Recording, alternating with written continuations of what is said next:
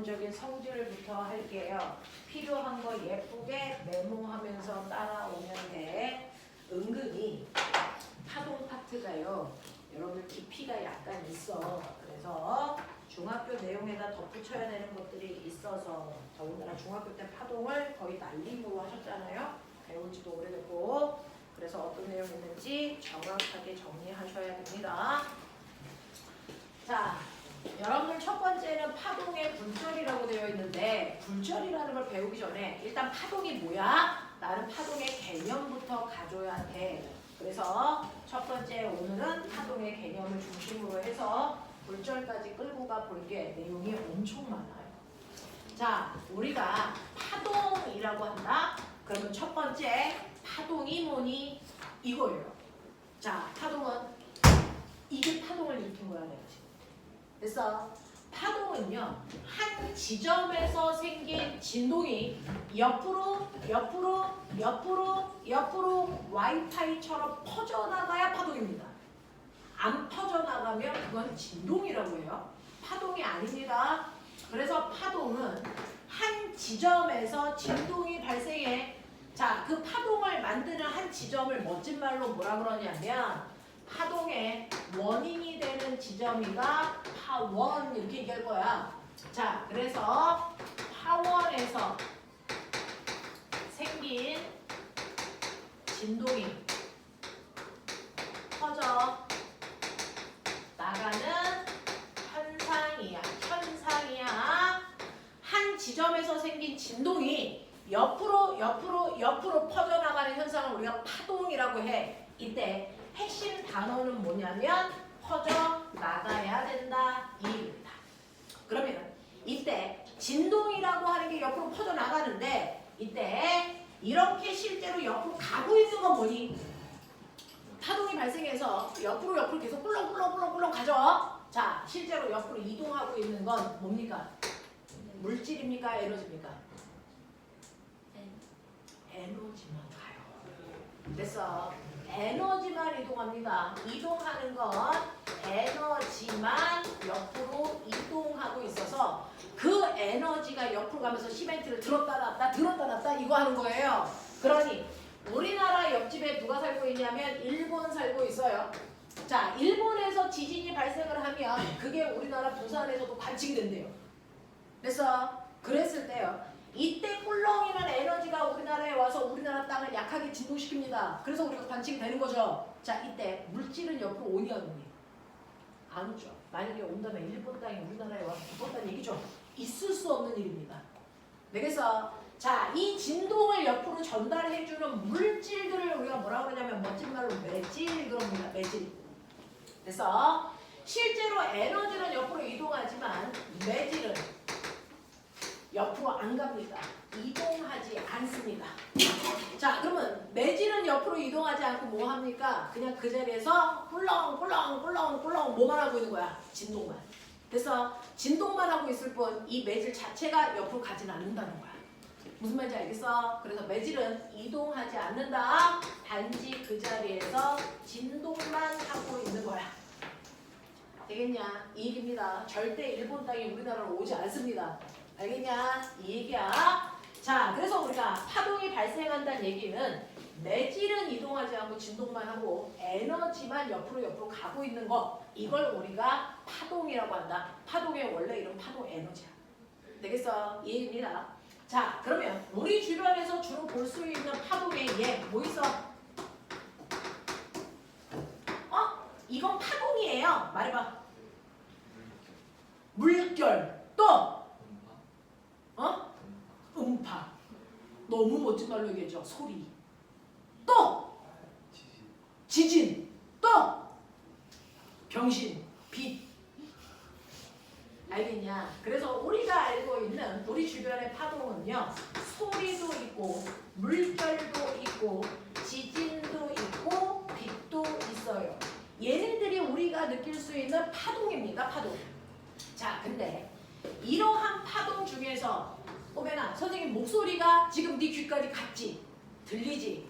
이 얘기죠. 근데 이 소리를 전달할 때 어떤 매질의 도움을 받아서 소리가 거기까지 가니? 공기요. 그래서 그러면 공기가 없는 달에 가봐. 달에 가서 우리 똑같이 이렇게 앉아. 그럼 내가 수업을 해요. 그럼 목소리 들릴까 안 들릴까? 안 들립니다. 그러니까 소리라고 하는 파동은 반드시 매질이 있어줘야 옆으로 전달될 수 있다는 거예요. 물결은요? 네, 물이라는 게 있어야 파도가 치겠죠. 그래서 지진은 땅입니다.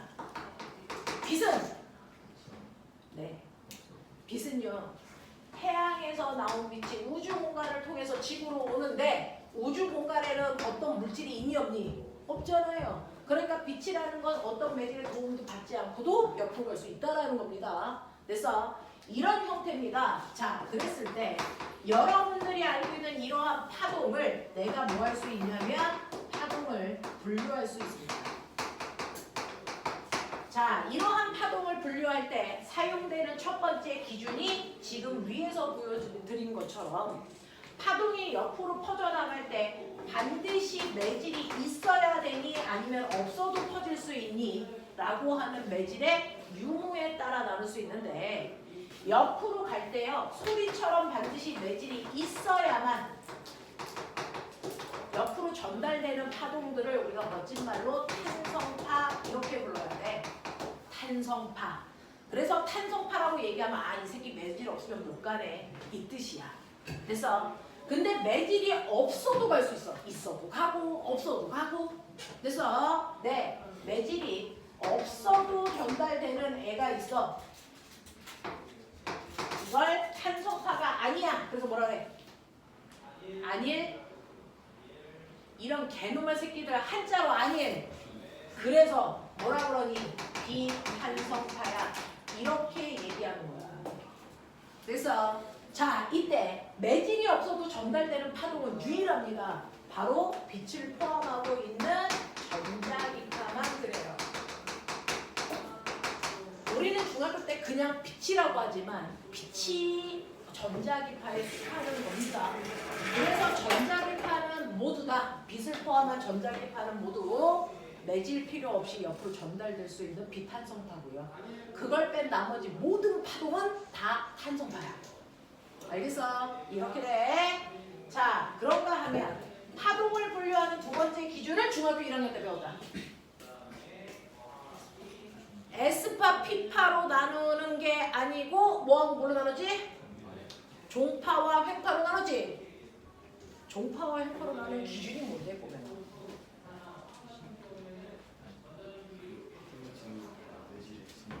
오휴, 똘똘해요. 자, 지금 파동 에너지가 이렇게 가. 자, 이렇게 갈 동안 여기에 있는 매질은 어느 방향으로 떨려? 에너지가 가는 방향과 날아가는 방향으로 떨리면서 파동을 전달하는 아이도 있어. 무슨 파? 종파. 자, 에너지가 가는 방향과 매질이 떨리는 방향이 수직해. 무슨 파? 이거 횡파라고 하겠지? 그러니까 종파와 횡파를 나누는 기준은 지금 그래서 얘기한 것처럼 파동이 진행하는 방향과 그 안에 있는 매질의 무슨 방향? 진동 방향. 그래서 파동 에너지가 가는 진행하는 방향과 매질이 떨리는 진동 방향 사이에 관계가 나란하다면 종파, 수직하다면 횡파 이렇게 나눌 수 있어요. 자, 그 중에서요 종파에 해당되는 애는 또 뭐 있을까? 그러면 종파의 형태로 전달되는 아이가 뭐 있을까요? 딱 3개 있어요. 그게 중학교 때 배웠던 바로 소리라는 음파가 종파입니다. 근데 소리 중에서 우리가 못 듣는 소리가 있는 거 아세요? 그렇죠. 초음파. 그 다음에 뭐 있을까요? 3개라니까요. 피파요. 지진파 중에 피파가 들었습니다. 이렇게 3개만 종파이고요. 그걸 뺀 나머지가 횡파다 이렇게 생각하면 돼요. 자, 그러면 우리가 중학교 2학년 때 파동 배우면서 주로 배웠던 게 누구와 누구일까요? 우리가 중학교 1학년 때 무슨 파동과 무슨 파동을 중심으로 배웠죠? 소리와 새끼다. 비. 됐어. 그럼 먹고 빼가. 빨리 생각해. 소리 어디에 속해? 어디에 속한다고? 탄성파. 그래서 탄성파에 속하는 게 소리다. 됐어. 소리는 어디에 속합니까? 종파입니다. 됐어. 그럼 빛은 어디에 속할까요? 빛은 어디에 속하니? 빛탄 속하죠. 빛은 어디에 속할까요? 행파입니다. 그래서 중학교 1학년 때 굳이 빛과 소리를 배운 이유가 둘 다 파동인 건 맞지만 안으로 들어가면 둘의 성질은 정반대입니다. 그래서 소리는 탄성파에 속하는 거고요. 빛은 비탄성파. 소리는 종파에 속하는 거고요. 빛은 행파에 속합니다. 그러니까 대표적인 애들 하나씩을 배운 겁니다. 되겠니? 이렇게 돼요.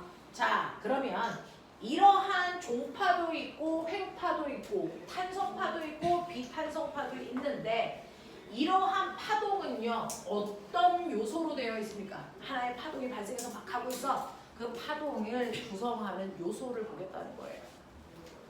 파동의 구조를 보겠다는 건데 여러분들 파동의 구조를 파악하려면 파동의 5요소를 여러분이 분석할 수 있어야 된다. 이겁니다. 자, 파동의 5요소를 가장 잘 보여주는 게 횡파 구조입니다. 횡파 구조. 그래서 여러분들은 횡파 구조로 파동의 5요소를 보여드릴게요. 자, 여기서 파동이 발생해서 오른쪽으로 파동 에너지가 진행합니다. 근데 횡파이니까 당연히 여기에 있는 매질은 진행 방향과 수직하게 이렇게 진동할 겁니다. 맞아.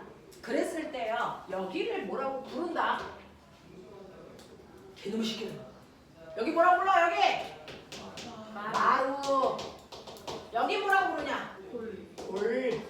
그래서 마루와 골이라는 모양이 반복되는 구조를 우리가 횡파라고 불러요. 이렇게 되는 거야. 그치? 마루와 골의 구조가 반복되는 거 횡파라고 부를 거예요. 이 얘기야. 자, 그러면 이렇게 퍼져나가는 파동을 통해서 우리가 파동의 구조 5가지 알아야 되는데 기억나는 거 막 얘기해봐. 뭐 있어? 주기. 우와. 주기라는 게 있어. 또 진포. 또 파장. 그래서 파장, 주기, 진포, 또 진동수. 오유. 5개라고 이 새끼들아.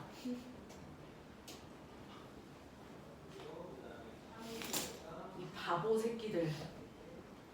뭐 있냐? 속력. 터져 나간다며. 속력. 이렇게 5가지로 파동의 구조를 설명할 수 있습니다. 그래서 묻는 것도 쟤네들을 묻겠죠. 자, 그 중에서 우리는 파장을 남다라고 쓰는데 남다라고 읽어요. 그래서 파장의 정의. 파장은 중학교 때 배웠고 빨리 생각해봐. 파장은 마루에서 마루까지, 골에서 골까지 뭐? 의 거리. 마루에서 마루까지의 최단 거리가 한 파장이야. 근데 그거 골에서 골까지 재도 돼. 그럼 뭐 아무렇게나 재도 된다는 얘기잖아. 어떻게 재면 된다는 얘기야? 마루에서 마루까지, 골에서 골까지. 무슨 말일까? 같은 모양이 반복되는 최단 거리를 얘기해. 근데 물리에서는 모양을 뭐라 그러냐면 과학에서는 위상. 그래. 그래서 달의 위상 변화를 얘기해봐 라는 얘기들을 나중에 하죠. 모양을 위상이라 그래. 그래서 같은 위상이 반복되는 최단 거리가 한 파장이니까 마루에서 시작했으면 마루까지, 골에서 시작했으면 골까지 여기까지 재면 되니까 여기에서 시작했으면 여기까지 재는 게 한 파장의 길이야. 알겠어? 이런 겁니다. 그래서 거리기 때문에 표준 단위는 미터여야 된다. 이거야. 얘는 한 파장의 길이가 4m라고 칠게 꼬맹아. 그러면 여기서부터 여기까지가 4m란 얘기지. 그러면 여기까지는 몇 미터? 2m. 여기까지는 몇 미터? 1m입니다. 알겠습니까? 네. 자, 그러면 꼬맹아 주기 얘기해봐. 주기. 개놈의 새끼들 1학년 때 뭐하고 이제 와서 공부를. 주기가 뭐게? 파장은 같은 위상이 반복되는 최단 거리. 주기는 같은 위상이 반복되는 최단 시간. 이라서 타임의 약자 t 쓰고 시간을 재는 표준 단위는 초죠. 되겠어? 그래서 얘는 자 마루에서 그 다음 마루가 생길 때까지 걸린 시간, 고래에서 그 다음 고래 모습이 다시 생길 때까지 걸린 시간. 그러니까 여기서부터 여기까지 가는데 걸린 시간이요. 그 시간이 주기가 2초라고 칩시다. 됐어? 자, 근데 주기는요. 사실은 다시 얘기하면 1회 진동하는데 걸리는 시간을 얘기한 거야. 그러니까 한 번 진동하는데 2초 걸려. 이 뜻이야. 근데 거꾸로 1초라는 시간 동안에 진동한 횟수. 이거 뭐라고 할까? 이게 진동수야. 1초 동안 너는 몇 번 진동했어?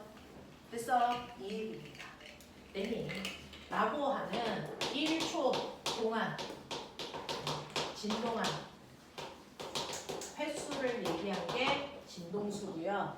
여러분을 보시면 주기와 진동수 사이의 관계가 무슨 관계? 역수관계입니다. 그래서 이 진동수는 주기를 역수에서 구하시면 돼. 주기가 2초니까 얘는 진동수가 얼마냐면 2분의 1. 단위가 뭐게요? 헤르츠. 과학자 이름. 되겠어? 그래서 진동수는 프리퀀시의 약자 F라고 쓰고요. 단위는 헤르츠였습니다. 이렇게 되는 거야. 되겠어? 주기와 진동수는 역수관계예요. 라는 얘기입니다. 자, 그러면 진폭은 뭘까요? 진폭은요.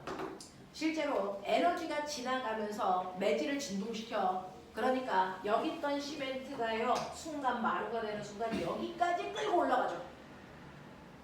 그랬을 때 가장 멀리 올라갔을 때가 2m.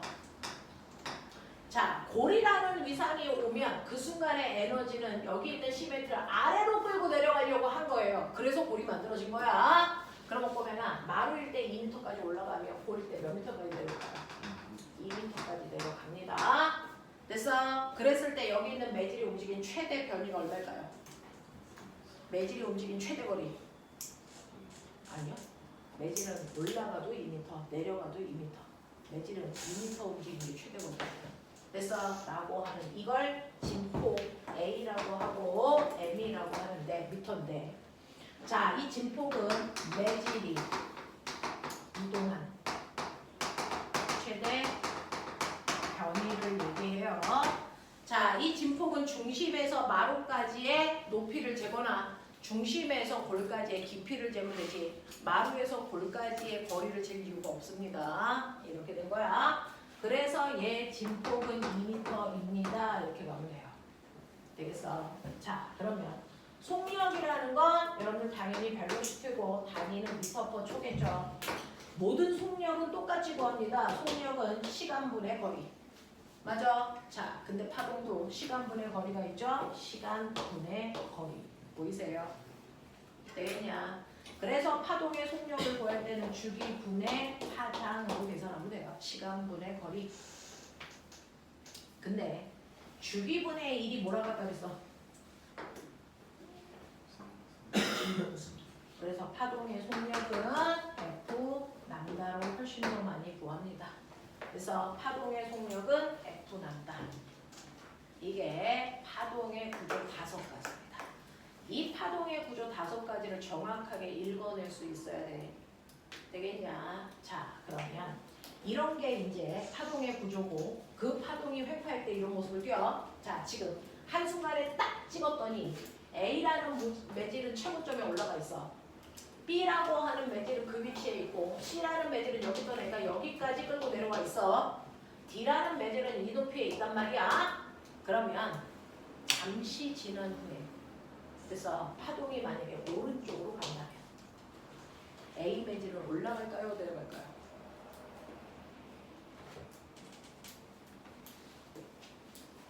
잠시 후에 저 매질의 높낮이는 바뀝니다. 자, 그랬을 때 A라는 매질은 더 올라갈까 내려갈까? 얘기입니다. 잠시 후에 파동은 이렇게 가죠. 이렇게 가니까 이 모습이 잠시 후에 여기서 나타납니다. 그래서 이렇게 가는 모습으로 바뀌어요. 되겠어? 그래서 여기에 있던 매질이 내려가서 이 높이로 갑니다. 이해해요? 네. 여기에 있던 매질이 움직여서 여기까지 갑니다. 됐어? 분홍색으로 가는 거야. 여기에 있던 매질도 분홍색으로 여기로 갑니다. 여기 있던 매질이 분홍색으로 이렇게 내려옵니다. 알겠어? 네. 그래서 얘네들이 그 다음에 어떤 방향으로 진동할지 예측하셔야 됩니다. 이해돼? 이해돼? 이 얘기야. 근데 만약에 파동이 일로 가고 왔다면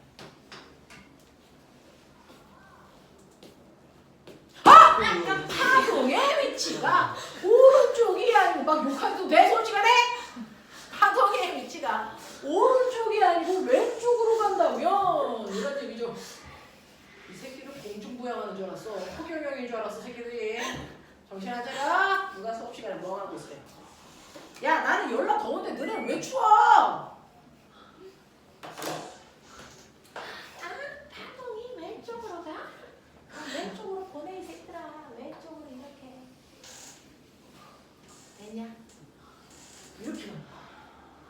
그러니까 여기 있는 애가 노란색으로 일로 와야 돼. 그치? 자 여기 있는 아이는 노란색으로 일로 와야 돼. 됐냐? 여기 있는 아이는 노란색으로 저기까지 가야 돼. 알겠죠? 그래서 진동하는 모습이 반대로 일어납니다. 알겠냐? 그래서 시험에서 거꾸로 나와. 이렇게 파동이 지금 현재 이런 식으로 있는데 여기에 있는 매질, 여기에 있는 거, 여기에 있는 거, 여기에 있는 게 잠시 후에 이 새끼 내려가, 얘 내려가, 얘 올라가, 얘 올라가. 그럼 파동은 오른쪽으로 가고 있냐? 1번. 왼쪽으로 가고 있냐? 2번. 찾아라. 이겁니다. 찾아.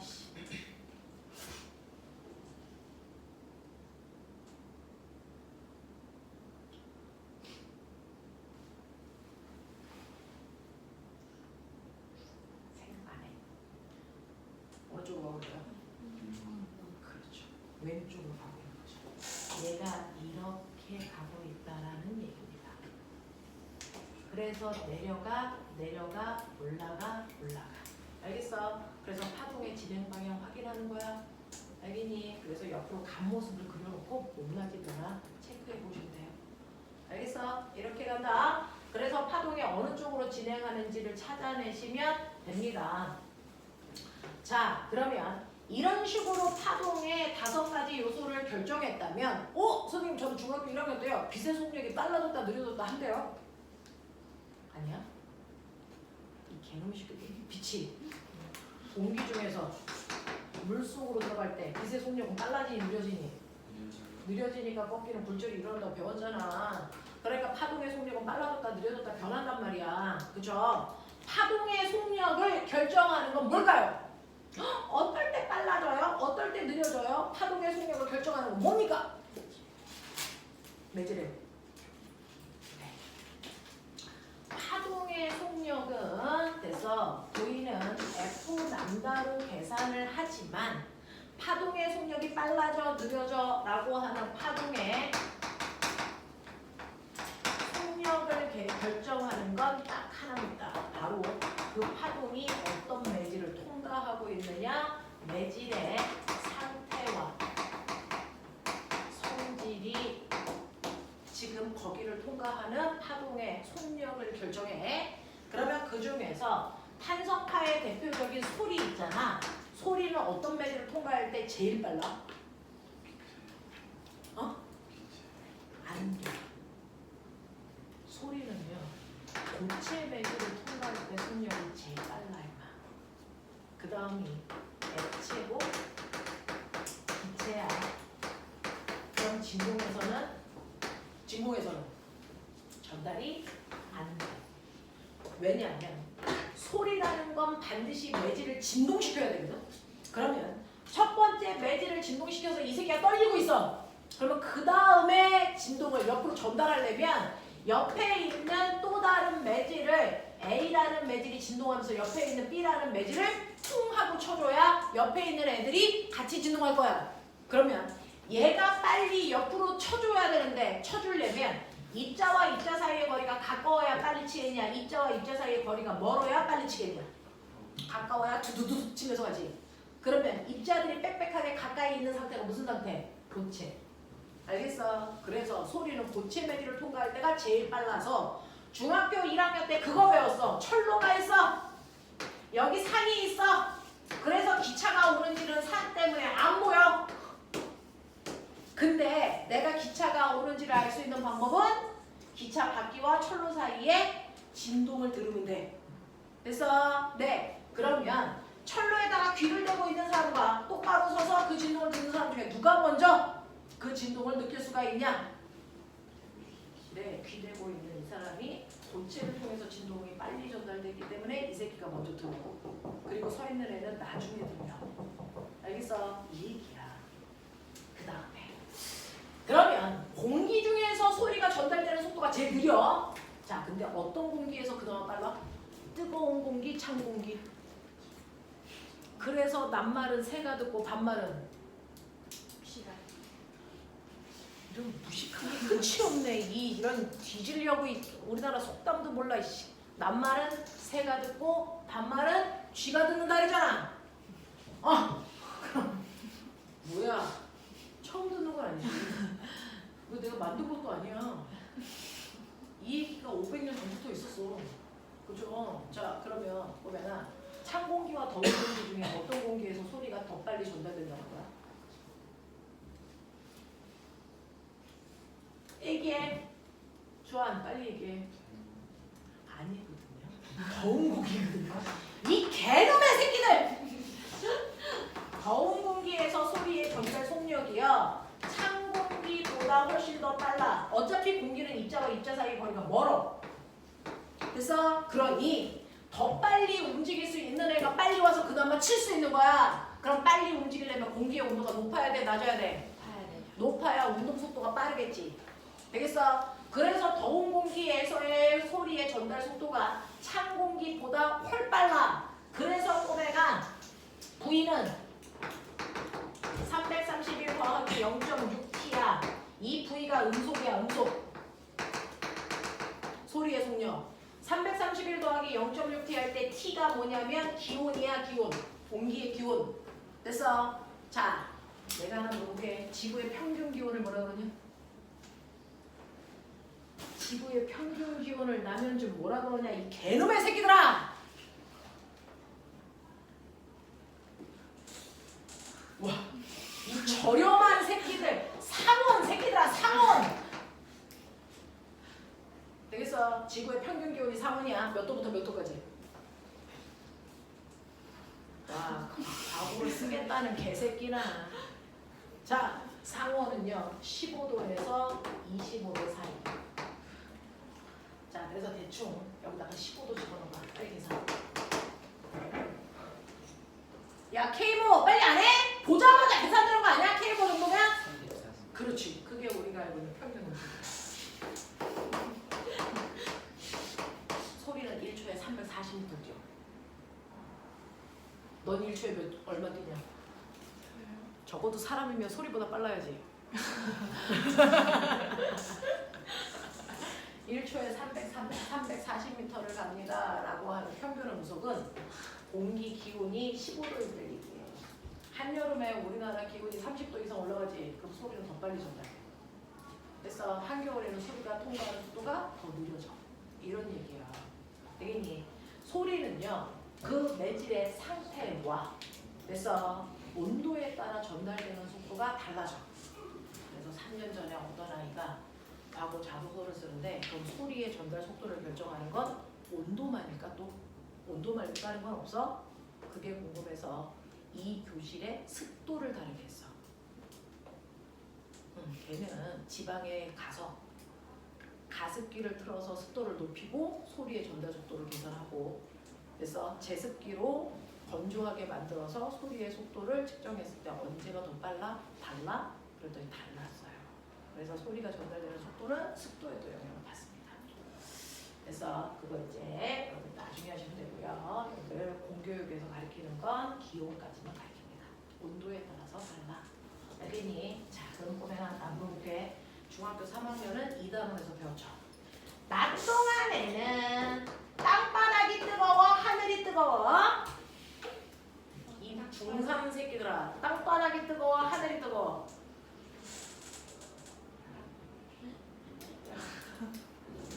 낮에는 땅바닥이 뜨겁냐, 하늘이 뜨겁냐?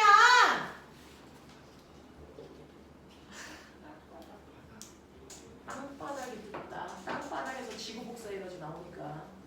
그래서 낮 동안에는요 모래의 비열이 작아서요. 그래서 땅바닥의 온도가 쭉쭉 올라가. 그래서 낮 동안에 아래쪽에 공기가 40도, 30도, 20도, 10도 이런 식의 기온 차이가 생겨. 그러면 여기서요 너네들이 선생님 하고 소리 내. 입술이야. 맞잖아 이 새끼야. 자 소리를 내. 그러면 여기서 소리가 가다가요 40도의 공기와 30도의 공기는 전혀 다른 매질이야. 그러면 직진할 수 있어 없어? 없어. 굴절해야 돼. 어느 쪽으로 굴절해? 속력이 느린 매질 가까이 굴절해. 됐어. 느린 쪽으로 꺾여. 그러면 원래는 이렇게 직진해서 이렇게 가야 되는데 느린 매질 쪽이 됐어. 위쪽에 있잖아요. 그래서 얘가 위로 더 휘어서 이렇게 간다고요. 이렇게 안 간다고요. 되겠어? 근데 또 여기서 이렇게 가면 됐죠? 원래 직진해야 되지만 온도가 달라. 그 중에서 찬 공기가 있는 위쪽으로 소리가 더 꺾여서 이렇게 간다고.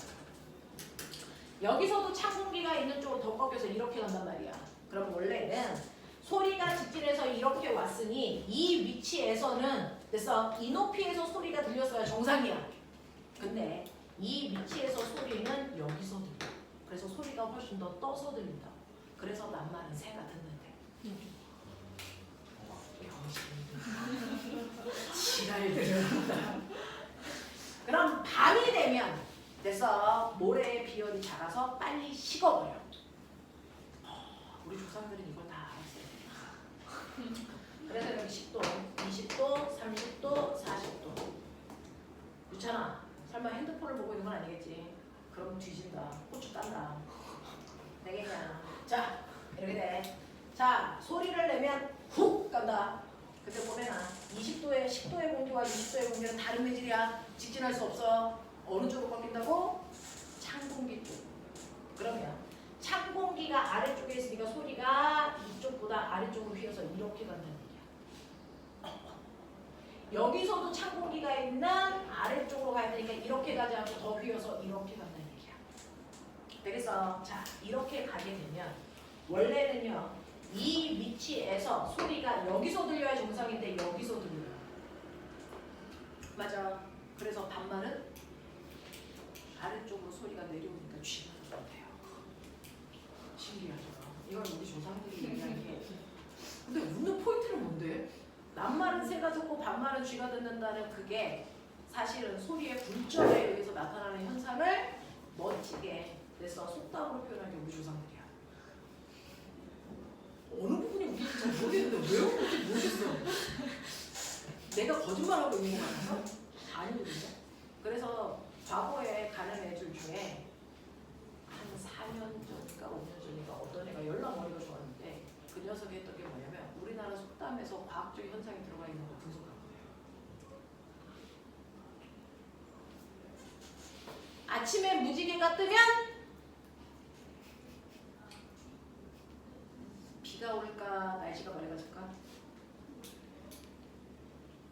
비가 온다는 얘기야. 저녁에 무지개가 뜨면 날씨가 맑아지고 있다는 뜻입니다. 왜 그런지를 분석하고요. 이런 것들입니다. 되겠어? 이런 것들을 쓴 애들도 있다고. 그래서 우리나라 속담이 되게 과학적입니다. 이렇게 굴절을 표현한 거야. 이제 항상 모든 파동은 느린 매질 쪽으로 꺾인다라는 겁니다. 자, 소리는 이렇게 전달돼. 자, 빛은 꼽이나. 매질을 통과할 때 제일 빨라.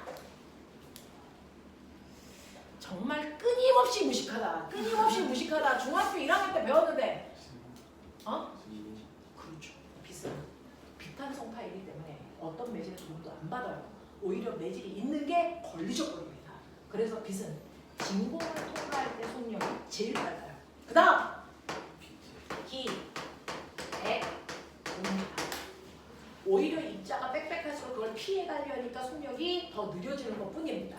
그중 빛이 진공을 통과할 때 빛의 속도가 제일 빨라서 이때 속력만을 우리가 뭐라고 부른다? 빛이 진공을 통과할 때 속력만을 광속이라고 불러요. 아무거나 광속이라고 하지 않습니다. 자, 광속일 때는 다른 속력과 구별하기 위해서 다른 속력들은 다 V로 표현하는데 광속일 때만 C로 쓰죠. 되겠어? 자, 그래서 광속도 계산할 때 F 난다로 계산해. 됐어? 자, 근데 꼬맹아 빛의 3원색 얘기해봐. 빨강. 가만히 있어봐. 가만히 있어봐. 3원색. 빛의 3원색. 우와, 맞았어. 우리 조한이는 빨간색, 노란색, 파란색을 얘기하고 싶었을 수도 있는데 빨로파로 외우는 애들도 엄청 많던데 빛의 3원색은 빨초파예요. 자, 그러면 이제 상식적으로 해보자. 빨, 초, 파. 이거 물어래 맨날 나오거든요. 빛의 합성. 이게 왜 맨날 나오는지 모르겠는데 그렇게 나와요? 근데 더 웃긴 거 알아요? 그렇게 틀려요? 병신들의 행진이에요. 그렇죠? 자, 보면 빨강과 초록이 섞였다. 무슨 색? 노란. 오, 노랑. 그래도 이 순간에 공부를 했어. 빨강과 파랑 섞어. 자홍색. 주아, 저 새끼 모르는데? 자홍색. 초록색과 파란색 섞어. 제가 아직 지금 술 처먹고 하고 그랬나? 무슨 색? 청록색. 다 섞어. 흰색. 흰색. 그죠? 외운 거 아닙니까? 자, 그래서 우리는 이러한 빛이라고 하는 빛의 3원색이 있는데 그 빨초파 되겠어요? 왜 쟤는 빨갛게 보여? 왜 쟤는 파래 보여? 쟤는 왜 초록색으로 보여? 무슨 차이일까요? 파장의 길이 차이를 우리 눈에 있는 시각세포가 감지하는 거예요. 그걸 색깔로 환산해 주는 겁니다. 되겠어? 우리 눈에 있는 망막에 있는 세포가 그 색깔마다의 진동수, 파장 길이의 차이점을 인지합니다. 그걸 색깔로 분석해서 보여줍니다. 되겠어? 자, 그럼 나 궁금한 게 있는데 빨초파 중에서 진동수가 제일 큰 게 누굴까요? 그런 생각을 안 해봤죠? 그죠? 그냥 지금 해보라는 거예요. 그래서 이걸 알고 있는 게 오타쿠죠. 모르고 있는 게 정상이죠. 그래서 진동수가 큰 게 파란색. 근데 그냥 아세요? 파동의 원래 이름이 파동 에너지래요. 파동 에너지 어떻게 구합니까? 파동 에너지는 A제곱 F제곱에 비례하는 겁니다. A가 뭐라고 했어? 진호. F가 뭐라고 했어? 진동수. 그래서 이걸 좀 간단하게 구할 수 있는 걸 그 머리 큰 아저씨가 알아냈지. 누굴까? 누굴까? 머리 큰 아저씨. 아인슈타인. 아인슈타인 머리 여기다 큰 거 몰라? 아인슈타인이 파동 에너지 HF로 계산해도 돼 라고 했거든요. H는 플랑크 상수고요. F는 진동수입니다. 그러니까 진동수가 클수록 에너지 커. 그러니 빨초파 중에서 파란색의 에너지가 제일 큽니다. 그 다음에 초록색이고 그 다음 파란색입니다. 그러면 태양에서 이 3원색의 빛이 나왔겠죠. 됐죠? 얘네가 이렇게 막 옵니다. 그걸 지구에 있는 내가 봅니다. 됐어? 빨초파 중에서 어떤 색깔이 먼저 지구에 도착할까요? 무슨 색? 파란색. 왜? 파장이 제일 커? 설마 F를 파장으로 읽었으면 넌 뒤진다 이년아? 뭐지? 진동수. 진동수가 제일 크니까 어떤 세계 속력이 제일 빨라서 제일 먼저 온다.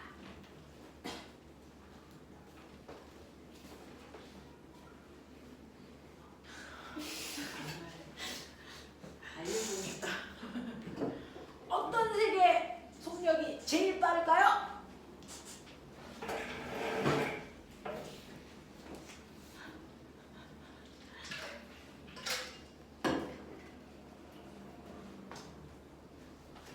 시온이가 얘기한 것처럼 파란색이 먼저 온다고 쳐봐. 파란색이 온 다음에 무슨 색이 와? 파란색, 빨간색. 그럼 너네 하늘을 보고 있어봐. 파란색 조명 켜져, 초록색 조명 켜져, 빨간색 조명 켜져. 그러면 태양이 사이키 조명이지. 미친년아. 그렇죠? 하늘에 있는 태양이 빨초파가 계속 바뀌어. 그럼 여긴 나이트야. 춤추면 돼. 됐어? 그런 일은 절대 발생하지 않지. 왜 그럴까? 실제로 파동의 속력을 결정하는 건 뭐라고? 매질이야. 빨간색도 초록색도 파란색도 어딜 통과해 오고 있니? 그럼 속력이 어때야 되니? 같아야 돼. 신기하죠? 그래서 얘가 동시에 오니까 우리가 햇빛이 백색광으로 보이는 거야. 되겠어? 따로따로 오면 지구는 신났어. 됐어? 계속 그냥 붕붕붕붕 하고 있는 거야. 알겠냐? 자, 그럼 봐봐. 오! 그래도 선생님, C는 F 남자인데 빨간색, 초록색, 파란색의 진동수는 다르잖아요. 다르죠? 파란색의 진동수 100이고 빨간색 1이고 초록색이 10이라고 쳐봐. 근데 왜 속력이 같아요? 그건 파장 길이가 다릅니다. 되겠어? 빨간색의 파장은 100이라서 속력이 100. 초록색은 파장이 10이라서 속력이 100. 파란색은 파장이 1이라서 속력이 100인 겁니다. 같은 매듭을 통과할 때요. 되겠어? 그래서 보면은 진동수가 크다고 속력이 빠르지 않습니다. 진동수와 파장은 정반대 반비례하는 관계를 가지고 있어. 같은 매듭을 통과할 때. 되겠어? 그래서 광속은 항상 뭐하다? 일정합니다. 광속은 일정하기 때문에 진동수가 큰 애는 파장이 짧다는 얘기예요. 알겠어? 진동수가 큰 애는 파장이 짧아. 그래서 작년에 과거 출석 면담에서요. 빨초파 중에서 파장이 가장 긴 순서대로 얘기해봐라.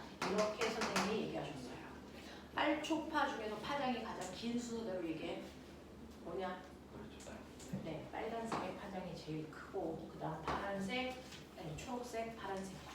됐어.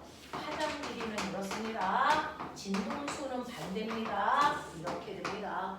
알겠어? 이런 얘기야. 되겠죠? 자, 그러면서 여러분들 실제로요. 오늘은 그냥 기본적인 얘기들만 머릿속에 집어넣으세요. 자, 소리의 속력은 고체 매질 통과할 때 제일 빨라. 빛은 아무것도 없는 진공 속을 통과할 때가 제일 빨라. 자, 그럼 보면 중학교 때 배웠던 슬쩍 배웠던 것 중에 물결, 파도는 어떤 매질을 통과할 때 제일 빠를까? 파도가 막 쳐. 자, 파도는 어차피 물밖에 통과 안 하니까 다 액체 매질을 통과해. 그래서 고체 매질을 통과하는 파도는 있을 수가 없어. 신기해, 그치? 신기해. 자, 근데 똑같이 액체라도, 똑같이 바닷물이라도 어떤 바닷물을 통과할 때가 속력이 더 빠를까? 그 물결의 속력을 결정하는 건 수심입니다. 똑같이 이렇게 바다가 있어. 그래서 아저씨가 배 타고 가고 있어. 근데 수심의 깊이는 다 달라. 맞아. 어떤 데는 얕고 어떤 데는 깊어. 그래서 수심이 깊은 곳이 있고 수심이 얕은 곳이 있단 말이야. 여기서 파도가 칩니다. 파도가 쳐가지고 이렇게 올 때요. 수심의 깊이가 달라지면 파도의 속력도 달라져요. 아세요? 실제로요. 네, 잘하셨어요.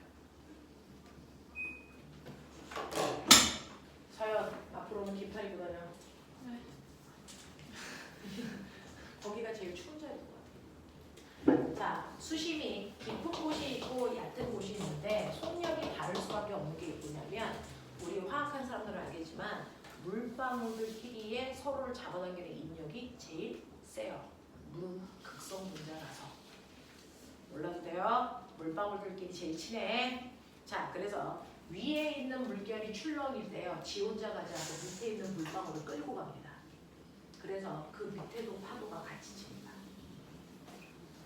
그 밑에도 파도가 같이 칩니다. 물방울들끼리 서로 끌고 가려고 해서. 그래서 근데 이렇게 파도가 칠 때요. 깊은 물 이렇게 치고 가잖아요. 근데 얕은 물은 금방 땅바닥에 달라붙어요. 그래서 땅바닥이랑 닿습니다. 그렇다면 땅바닥이랑 뭐가 되기니? 마찰.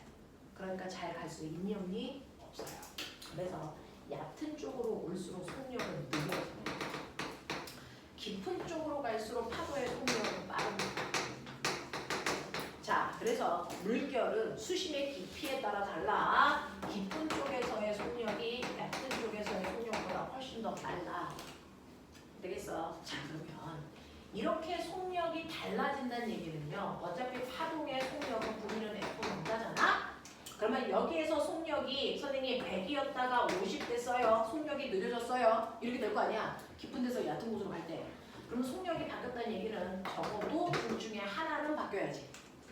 진동수가 바뀌었을까? 파장이 바뀌었을까? 둘 다 바뀌었을까? 속력이 바뀔 때. 그런 거 생각하려고 온 거야. 속력이 바뀌었을 때요. 실제로 바뀌는 건 파장의 길이만 바뀌어요. 진동수는 절대 바뀌지 않습니다. 자, 속력이 바뀐다고 할 때요. 실제로 바뀌는 건 파장만 바뀌고 진동수는 절대로 바뀌지 않습니다. 얘는 일정합니다. 여러분들이요 1억 주고 성형수술을 해도 온몸을 다 리모델링 했어. 됐어? 그래도 절대로 안 바뀌는 게 있어. 뭘 것 같니? 아무리 너네가 엄청난 성형수술을 다 했습니다. 그래도 절대로 안 바뀌는 거 여러분들 DNA만 지문 같은 거 안 바뀝니다. 그죠? 이렇게 파동의 속력이 아무리 빨라지고 아무리 느려져도 절대로 한 번 생긴 파동에 뭐는 바뀌지 않냐면 진동수는 바뀌지 않습니다. 진동수는 바뀌지 않아요. 됐어? 그러면 속력이 빨라진다는 얘기는 거기에 맞춰 파장이 길어진다는 얘기고 속력이 느려진다는 얘기는 파장의 길이가 짧아진다는 얘기야. 알겠어? 그래서 속력이 바뀐다는 얘기는 파장의 길이만 바뀌어. 그러면 파장의 길이가 바뀐다는 얘기는요. 깊은 물에서는요. 속력이 빨라야 되니까 파장이 길어. 그래서 한 번 진동할 때 마루와 마루 사이의 간격이 넓어. 맞아. 그게 파장이잖아. 근데 속력이 느려진다는 얘기는 파장과 파장 사이의 간격이 좁아. 그래서 빠를 때는 성큼성큼 걸어가는 건데 속력이 느릴 때는 아장 걸어가는 거야. 되겠어? 그래서 이 파동이 발생했을 때 같은 마루면 옆에 있는 마루끼리 선을 이렇게 연결해. 마루끼리 옆에 있는 마루끼리 같은 위상끼리 선을 연결하는 걸 우리가 파동의 얼굴 파면이라고 불러. 파면. 됐어? 자, 한 파면 사이의 간격이 바로 그 파동의 파장의 길이를 얘기해. 됐어? 자, 이게 바로 파장, 이게 파장, 이게 파장이 되는 거야. 근데 가면서 점점 파장의 길이가 뭐 해지고 있어? 짧아지고 있어. 그건 속력이 느려지고 있다는 얘기야. 알겠어? 이 얘기입니다. 됐죠? 파동은 아무리 속력이 바뀌면서 굴절하더라도 그래서 진동수는 바뀌는 게 아니야. 파동의 고유한 값이야. 진동수는 안 바뀌어. 바뀌는 건 파장 길이만 바뀌어. 되겠어? 이런 얘기입니다. 자, 여러분들이 알고 있어야 되는 대표적인 파동이 소리와 빛이라고 했는데 여러분들 빛의 원래 이름이 뭐라고요? 전자기파예요. 그래서 전자기파가 그래서 원래 이름인데 아가였을 땐 전자기파라는 단어를 못 쓰니까 그냥 빛이야 라고 한 거야.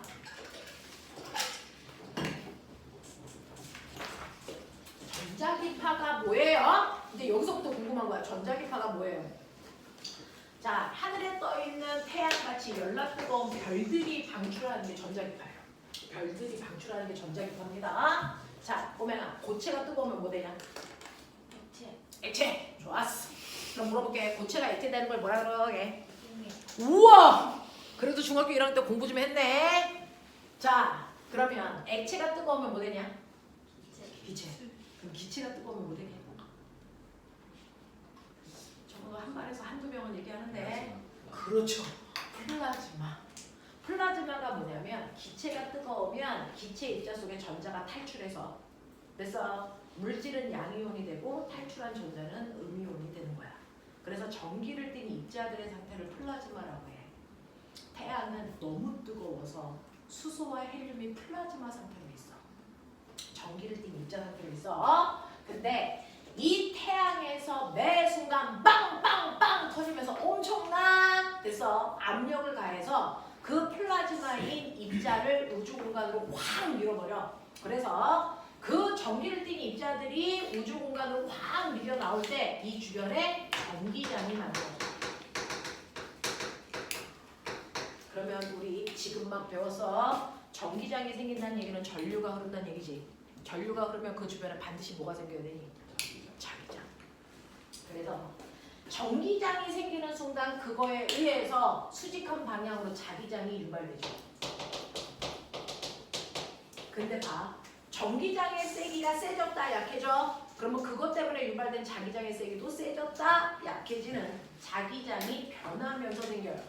자기장의 변화가 뭘 만드니? 자기장의 변화가 뭘 만드니? 유도전류. 전기장을 또 만들어요. 됐어. 자기장의 세기가 변하면 그것 때문에 아니 전기장의 세기가 변하면서 생기면 자기장의 세기도 변하면서 생기는데 이 자기장이 변하면 그 주변에 또 다른 전기장을 만들어내죠. 그 전기장이 또 다른 자기장을 그 자기장이 또 다른 전기장을 자기장을 서로 유발시키면서 내가 있는 지구까지 전달해 오는 걸 됐어. 전기장과 자기장이 파동의 형태로 전달된다. 그래서 전자기파라고 얘기하는 거예요. 그러니 이런 식으로 전기장과 자기장이 서로 유발시키면서 전달되니까 다른 매질이 필요할까 안 할까? 안 합니다. 그래서 전자기파는 매질 없이 전달되는 파동이야. 그래서 이걸 우리는 그래프로 그려보면 X축, Y축 공간이니까 Z축도 있어요. Y축, X축, Z축도 있어. 그 중에서 만약에 전기장이요. 그래서 이런 식으로 세졌다, 약해졌다 이렇게 되면서 우주 공간을 퍼져나가고 있는 거야. 그랬을 때 자기장은 이것과 수직한 방향으로요. 자기장은 이렇게 생기면서 전달되고 있는 겁니다. 그래서 이게 자기장입니다. 그래서 이런 식으로 전기장과 자기장이 서로 90도 수직한 방향으로 서로 유발시키면서 전달되고 있는 걸 우리가 전자기파라고 한다. 이해돼? 얘네들이 진동하는 방향 다 다른데요. 자, 여기에서 마루인 부분에서 순간 마루를 만듭니다. 위상은 같아요. 되겠어? 이런 식으로 만들어지는 걸 우리가 전자기파라고 하는데 이러한 전자기파가 순간 막 돼서 생기면서 우주 공간으로 막 퍼져나가. 이런 것들을 별들이 만들어내고 있어. 자, 근데 이때 전자기파가요. 아까 그린 것처럼 어떨 때는 진폭이 큰 애, 조금 작은 애, 아주 작은 애 뭐 이런 애들 나오잖아. 이 자체가 에너지의 크기야. 그래서 한번 전자기파가 나올 때요. 그 순간 에너지가 1이네, 2이네, 3이네, 4이네, 그래서 10만이네 뭐 이렇게 다양한 종류의 에너지가 동시다발적으로 퍼져나오는 거야. 그래서 자, 그래서 이러한 전자기파 에너지를요. 인간이 인위적으로 에너지가 큰 편이야, 에너지가 중간 사이즈야, 에너지가 열나 작어. 이걸 인간들이 이 정도면 커. 중간이야, 작아. 인간들이 인위적으로 잘라. 에너지의 크기에 따라 전자기파를. 그 중에서 에너지가 큰 편에 속하는 전자기파들을 싸잡아. 인간들은 방사선이야. 이렇게 불러요. 그래서 방사선이라고 불러요. 에너지가 중간 사이즈의 전자기파들을 인간들이 싸잡아. 이게 빛이야. 이렇게 부르는 겁니다. 그래서 에너지가 작은 편에 속하는 전자기파들을 인간들이 싸잡아. 이걸 전파라고 부르기로 했어요. 그래서 전자기파는 이 세 가지를 합쳐서 전자기파라고 불러. 됐어? 근데 그 중에서도 방사선 중에서도 에너지가 제일 큰 전자기파는 뭘까? 그게 바로 김정은 아저씨가 좋아하는 핵폭탄이 터질 때 나오는 감마선입니다. 이것 때문에 다 뒤지는 거죠. 에너지가 너무 커. 그래서 우리 몸을 통과할 때 그 에너지를 우리 몸에 있는 세포가 감당할 수 없어서 터집니다. 되겠어? 죽습니다. 자, 근데 이 감마선을 어딘가에서 쓸 때가 있어. 김정은 아저씨 말고. 어디? 병원에서 씁니다. 병원에서 암 환자들 말기 때 방사선 치료한다라는 얘기 들어봤죠. 그래서 항암 치료할 때 더 이상 수술은 할 수 없어. 근데 암세포가 있어. 그 세포가 있는 곳만을 감마선으로 쏴요. 그러면 그 세포 주변까지를 해서 죽입니다. 그래서 그때 엄청나게 힘듭니다. 막 구토도 나고 탈모도 생기고 막 그렇습니다. 그래서 네, 이런 것들을 의료용으로 씁니다.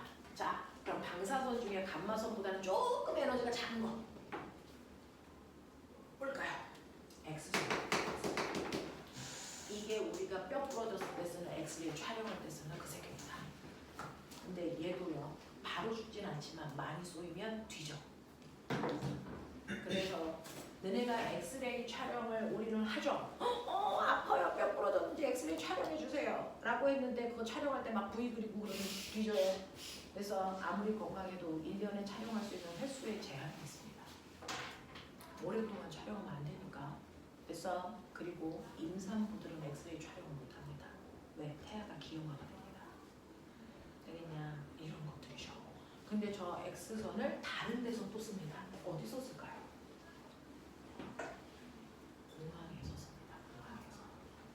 여러분들이 여행 가방을 돼서 비행기에 실죠. 근데 그 비행기에 어떤 개새끼가 총 실었는지 칼 실었는지를 일일이 열어볼 수는 없잖아. 그래서 엑스레이 촬영하는 곳으로 쭉 통과시킵니다. 그러면 그 가방 속에 있는 물건들이 보입니다. 되겠어? 네, 그래서 공항에서 수압을 검사할 때 쓰는 용도로 써요. 되겠냐? 자, 빛 중에서도 에너지가 제일 센 게 뭘까요? 자, 빛 중에서 에너지가 제일 센 게 자외선입니다. 그 다음 제발 좀 어느 부분을 좀 알자. 가시광선. 그 다음에 뭘까요? 적외선. 이 세 개를 합해서 우린 빛이라고 불러요. 되겠어? 자, 근데 가시광선을 분광기로 분산시켜 보면 색깔이 7개로 보이죠? 그 중에서 에너지가 제일 큰 색깔이 빨주노초 파남보 중에 어느 쪽으로 갈수록 에너지가 클까요? 보라색. 빨간색 쪽에 에너지가 제일 작은 빛이야. 됐어? 자, 그 중에서 보라색까지만 인간이 볼 수 있어. 시각작용에. 거기까지만 딱 볼 수 있어. 가시광선만. 됐어? 그러면 보라색보다 바깥쪽에 있는 자외선은 우리 눈에 보이겠니 안 보이겠니? 당연히 안 보이지. 됐어? 이 새끼 왜 자외선이라고 그래? 보라색 바깥쪽에 있는 광선. 그래서 보라색 자자, 보라색 바깥쪽에 있는 광선이야. 그래서 자외선이야. 그럼 이 새끼는 왜 적외선이겠니? 되겠어? 빨간색 바깥쪽에 있는 광선이란 뜻이야. 눈에 보이지 않아. 알겠어? 이 자외선은 우리가 뭐 할 때 쓸까요? 비치긴 하지만 이 새끼도 에너지가 커. 그래서 세균들 죽일 때 쓸 수 있지. 이거 뭐? 살균.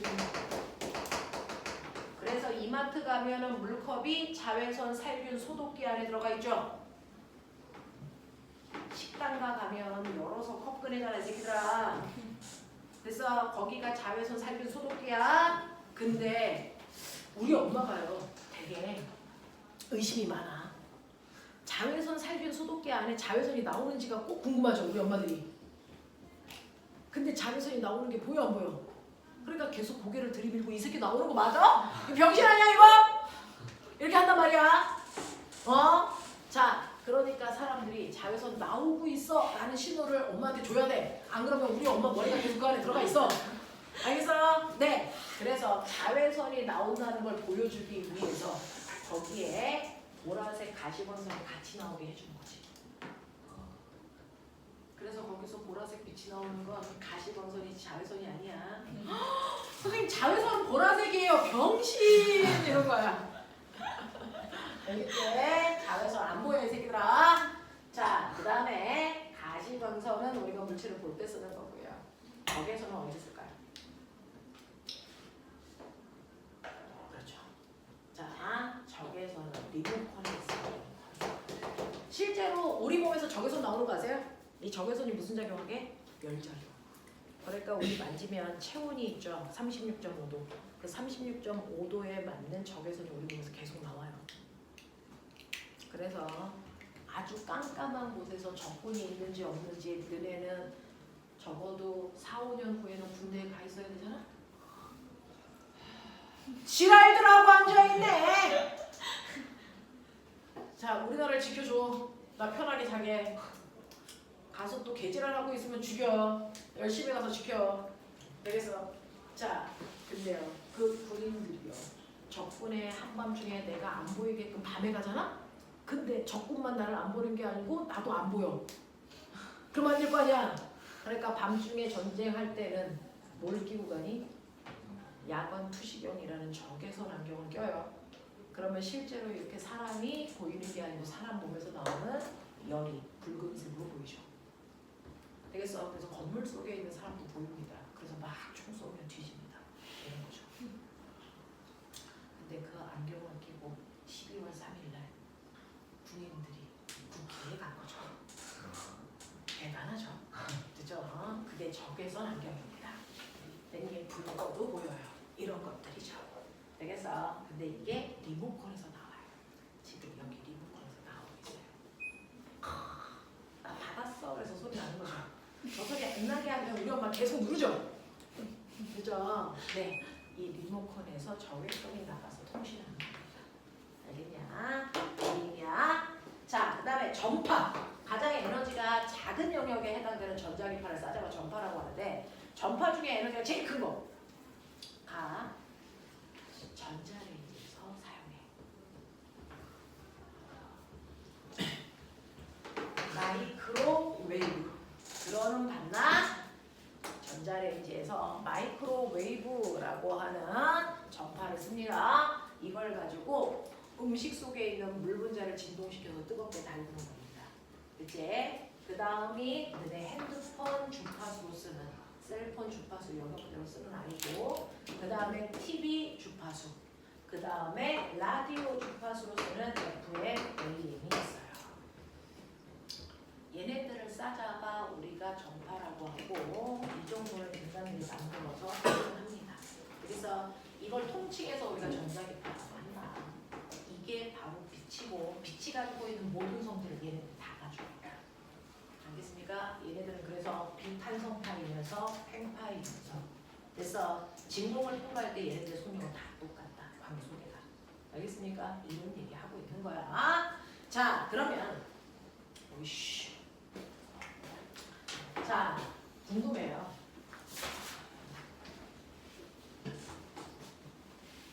소리의 3요소 들어본 적은 있어? 좋았어. 우리가 중학교 때 소리라는 걸 배웠는데 소리에 3요소가 있대. 불러.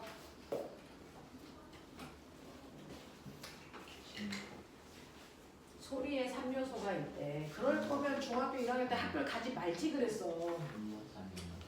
소리의 3요소. 첫 번째, 음란지. 소리의 높이. 또! 소리에. 네. 소리에. 그래서 네. 음색이라고 하는 거니까 맵시 그러는 거야. 맵시. 그래서 또! 소리의 크기요. 그 소리의 크기를 우리가 소리의 세기 얘기하죠. 네. 하나의 목소리 안에 저 세 개가 다 들어있거든요. 자, 그러면 소리의 높낮이를 결정하는 건 아까 파동의 5요소 중에 뭘까요? 네, 진동수요. 그래서 소리의 높낮이를 결정하는 게 바로 음파의 진동수입니다. 진동수. 자, 피아노를 연주하시면 기본 도가 있고 한 옥타브 위에 도가 있고 또 한 옥타브 위에 도가 있어요. 자, 그래서 아이유는 3단고 뭐 이런 거 하잖아요. 그래서 오케이. 그럼 좋아하는 노래 불러봐. 이 바보 새끼들 막 시키면 해야 되는 거 아니야? 자, 그럼 보면아 소리가 고음으로 갈수록 진동수는 뭐해지는 거야? 커져 작아져? 커져야죠. 그래서 고음 쪽으로 갈수록 진동수가 커지는 건데 이때 가장 기본 도의 진동수를 F라고 한다. 그러면 한 옥타브 위의 도는 진동수가 2배여야 합니다. 그래서 우리가 한 옥타브 위라고 느끼는 게 진동수가 2배일 때 느끼는 거예요. EF. 그럼 여기는 네, 진동수 2배니까 4F. 되겠어? 자, 근데 인간이 들을 수 있는 진동수의 범위는 한계가 있어. 우리 청각세포가 인지할 수 있는 진동수에는 한계가 있어요. 그래서 인간이 들을 수 있는 진동수의 범위 모르죠? 20에서 2만 헤르츠까지가 인간이 들을 수 있는 진동수의 범위예요. 20에서 2만 헤르츠까지 이 진동수를 우리가 가청 진동수 이렇게 얘기합니다. 그 중에서 진동수가 커질수록 고음이고 진동수가 작을수록 저음입니다. 되겠니? 되겠니? 그러면 2만을 넘으면 어떤 사람도 못 들어요. 자, 그러면 우리가 들을 수 있는 치유가 지금 들을 수 있는 진동수가 20에서 2만까지 다 들을 수 있을까? 아닙니다. 저건 가장 민감한 사람이 들을 수 있는 진동수의 범위야. 되겠어? 네. 자, 보편적으로는 저거보다 우리가 들을 수 있는 진동수의 범위는 훨씬 작아. 더군다나 나이가 먹을수록 들을 수 있는 진동수의 폭이 훨씬 줄어들어. 되겠냐? 네. 그 중에서 나이가 들수록 어떤 소리를 못 들을까요? 고음이요. 고음을 들을 수 있는 범위가 줄어듭니다. 해보자. 너네들의 청각 나이를 알려줄게. 나와 비슷한 나이가 나오는 아이들 중에 꼭 있어. 뭐 내 나이가 어때서?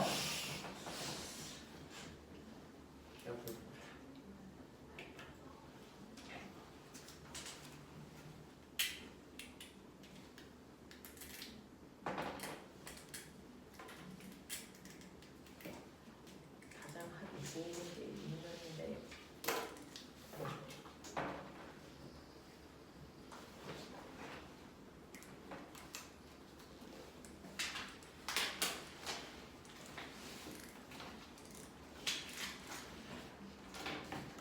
해보죠. 바본지 아닌지, 병원에 가야 되는지 안 가야 되는지. 들려?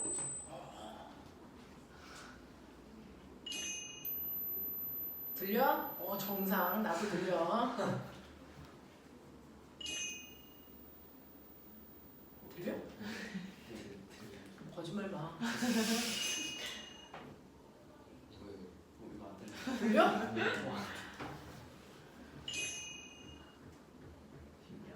들려. 16,000을 못 듣는 거야. 반갑대. 됐어. 선생님은 아까 12,000원.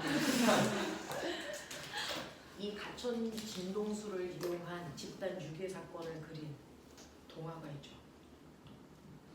최초의 집단 유괴 사건을 그린 동화가 뭡니까? 피리 부는 사나이. 뭔말로 하는 거죠? 피리 부는 사나이가요. 그때 아가들만 들을 수 있는 고음의 주파수를 연주해서 아이들을 출동 걸어서 데리고 나옵니다. 그래서 네 그때 다리가 아픈 애만 못 따라간 것뿐이야. 맞지 않아? 동화 많이 읽었어? 신기하다. 얘네들은 왜 이렇게 진짠데? 그 동화가 그런 얘기야. 가청 진동수를 이용해. 너네 학교에서 방송부 하는 애들이 너네들만 들을 수 있는 진동수의 음악들을 막 틀어주면 애새끼들은 미쳐서 좋아하는데 선생님들은 왜 이래가 이렇게 하는 거 아니야? 그런 게 없어. 그래서 나이가 들수록 도움이 안 됩니다. 그래서 저희 청각 나이는 몇 살만 이러면 얘네 나이가 15살이지만 실제 귀 나이는 막 30대 이렇게 나오는 얘 같은 애도 있어요. 그래서 이런 것들이죠. 자, 그 다음에 소리의 세기를 결정하는 게 뭘까요?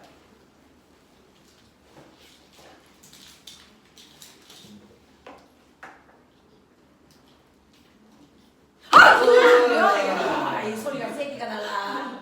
자, 소리의 세기를 결정하는 게 될 것 같습니다. 그래서 선생님이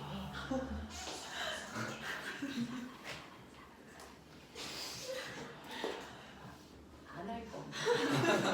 선생님이 갑자기 간 소리가 진폭이 커져. 그래서 소리의 크기를 결정하는 건 진폭입니다. 진폭이 작으면 작은 소리, 진폭이 크면 약한 소리. 알겠어? 이런 얘기 하는 거죠. 자, 맵시는요. 똑같은 도를 연주를 해도 피아노의 도소리와 바이올린 도소리를 다 구별하죠. 그래서 그건 똑같은 도를 연주하더라도 중간에 떨림의 위치나 개수가 달라요. 그래서 피아노 소리인지 바이올린 소리인지를 구별할 수 있어요. 사형이 달라요. 이렇게 얘기하는 거죠. 알겠어? 이게 소리의 3요소야. 이 소리의 3요소를 결정하는 것도 결국은 파동의 구조야. 근데 너네 알아? 빛은 두 가지 요소가 있어. 소리는 3요소, 빛은 2요소. 자, 빛은 뭐와 뭐로 나눌 수 있게? 처음 듣는 거야. 그래서 자기 스스로를 학대할 필요가 없어. 나만 모르나?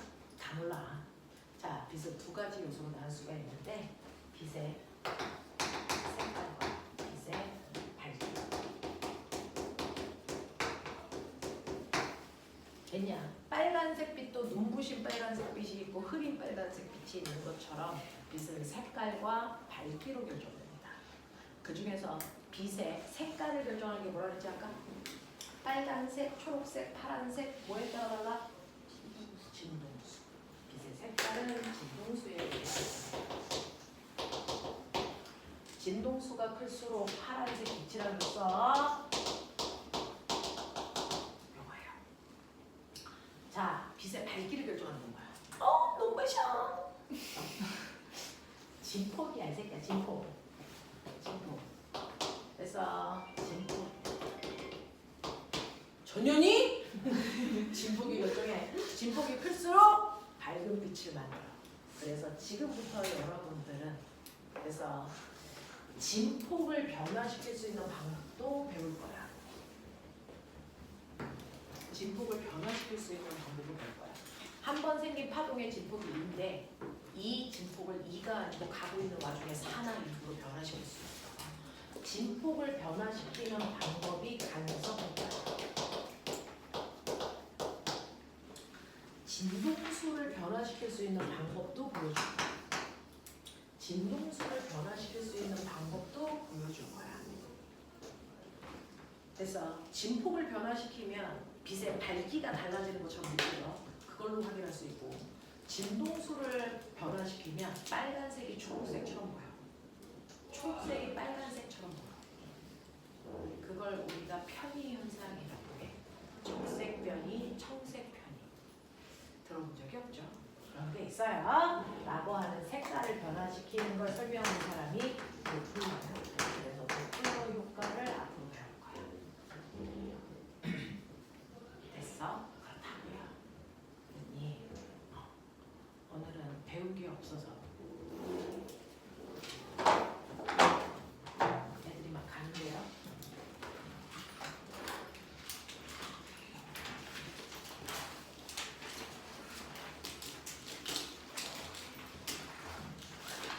자, 오늘은 우리가 배운 내용만으로 풀 수 있는 문제가 하나도 없어서 오늘은 숙제가 없습니다.